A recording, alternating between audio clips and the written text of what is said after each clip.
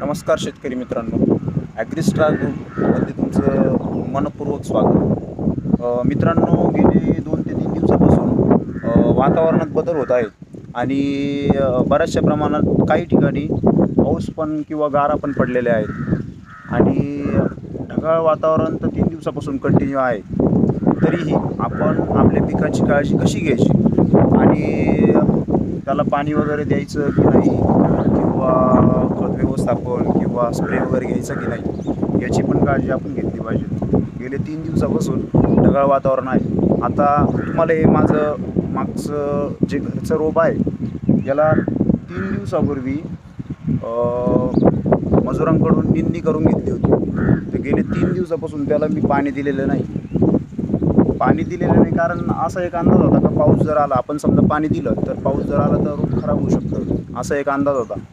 पण अजून काही पाऊस वगैरे आलेला नाही, तरी बऱ्याचशा प्रमाणात ढगाळ वातावरण आहे। तरी आपण आत्ता एक काम करू, प्रत्यक्ष प्लॉटवर जाऊन आपण त्याचं काय करावं लागेल किंवा परिस्थिती काय आहे ते आपण बघूया।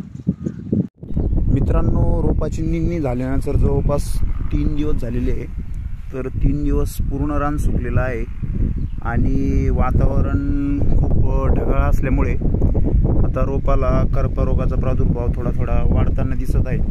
तरी तुम्हाला मी दाखवतो, शेंड्यामध्ये रोपाचा जो शेंडा असतो तो शेंडा थोडा करपायला सुरुवात झालेला आहे।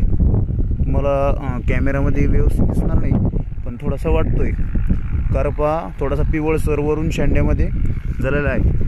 तर याला जर आपण पाणी न देता स्प्रे फवारणी केली तर त्याचा रिझल्ट वगैरे असतो, तो रिझल्ट येणार नाही।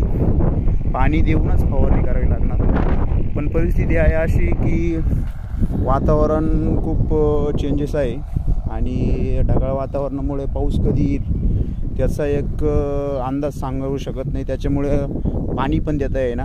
तरी एक आपण शेतकरी आहे आणि रिस्क घेणं हे आपलं हाडामासात दडलेलं आहे। तरी मी आज या रोपाला पाणी देणार आहे आणि पाणी थोडक्यात म्हणजे फक्त कमी प्रमाणात देणार आणि ह्या रोपाला मी खत वगैरे टाकलेलं नाही।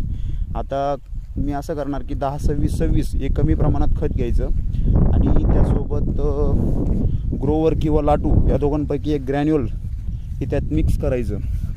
मिक्स केल्यानंतर त्याच्यामध्ये थोडं सल्फर टाकायचं आणि पाणी भरून द्यायचं।